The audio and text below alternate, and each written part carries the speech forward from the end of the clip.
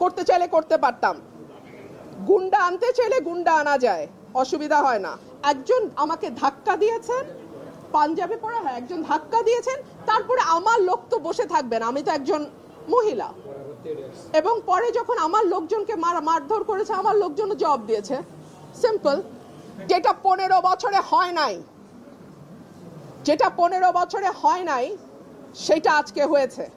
Almost আমার গায়ে ধাক্কা দিয়ে আমাকে ফেলে দেওয়ার চেষ্টা হয়েছে।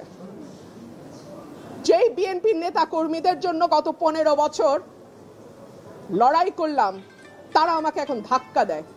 মানে বিজয়নগরের ভোটার সংখ্যা বা ব্রাহ্মণবাড়িয়া 3-এর ভোটার সংখ্যা 6,10,000, আর আমাদের যেটা সরাইল আশুগঞ্জ সেখানে ভোটার সংখ্যা 4,20,000-এর মতো, আর এই 3টা ইউনিয়নের ভোটার হচ্ছে 1 লক্ষ।